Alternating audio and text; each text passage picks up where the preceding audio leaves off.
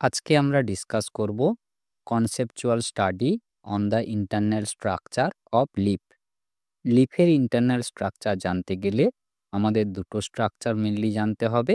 প্রথম হচ্ছে লিফকে যদি আমরা সেকশন করি তাহলে সেক্ষেত্রে লিফের ভেতরে কি কি স্তর থাকে এবং লিফের সারফেসে কি কি জিনিস বর্তমান থাকে।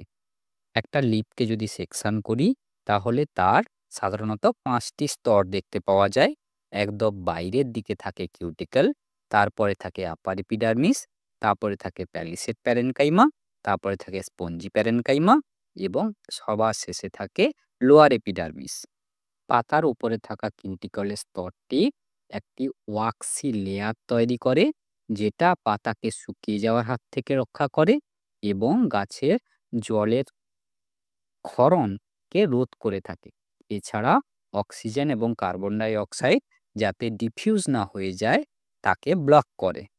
একদম উপরে থাকে আপার এপিডার্মিস, যেটা একটা একস্তরীয় কোষের লেয়ার হয় যার ওপরে কিউটিক্যাল বর্তমান থাকে এবং এই স্তরটি বিভিন্ন ধরনের গ্যাসীয় এবং জলীয় বাষ্প আদান প্রদানের জন্য ছিদ্রকে ধারণ করে থাকে। আপার এপিডার্মিসের নিচে প্যালিসেড প্যারেনকাইমা বর্তমান থাকে। এগুলি সাধারণত কলাম শেপেড কোষ দ্বারা গঠিত হয়, যেগুলোতে ক্লোরোপ্লাস্ট বর্তমান থাকে।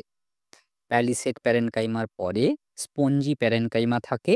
এটি একটি বিশেষ ধরনের মেসোফিল কলা, যেগুলো ইরেগুলার শেপেড হয়ে থাকে এবং ক্লোজলি প্যাকড থাকে। এই কোষগুলোর মাঝখানে বায়ু গহ্বর বর্তমান থাকে এবং এই কোষগুলিতে কিছুটা পরিমাণ ক্লোরোপ্লাস্ট বর্তমান থাকে।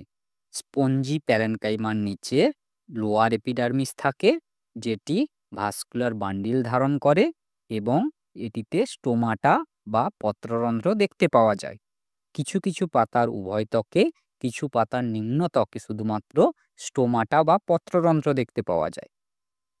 পত্ররন্ধ্রের সংজ্ঞা হিসাবে বলা যায় যে এটি একটি পোরের মতন ওপেনিং, যেটা লিফের বাইরের দিকে থাকে এবং এগুলো দুটো গার্ড সেল দ্বারা তৈরি হয়ে থাকে। স্টোমাটা সাধারণত দু ধরনের ফাংশন করে থাকে, যেমন গ্যাস এবং জলীয় বাষ্পের আদান প্রদান করে এবং এটি ওপেনিং, পাতার ওপেনিং এবং ক্লোজিংয়ে সাহায্য করে।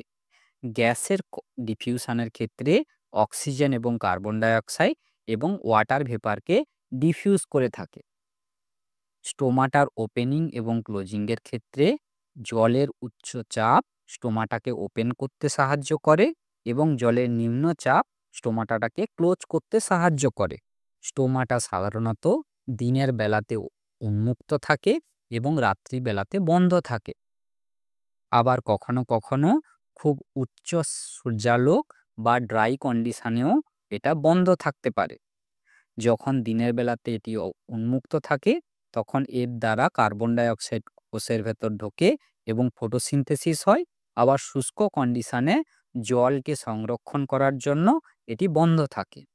গাছ স্টোমাটার খোলা বা বন্ধ হওয়াকে কন্ট্রোল করে থাকে। যখন ফটোসিনথেসিসের দরকার হয় তখন একে উন্মুক্ত করে এবং যখন ওয়াটার লস বেশি পরিমাণে হয় তখন তাকে বন্ধ করে দেয়।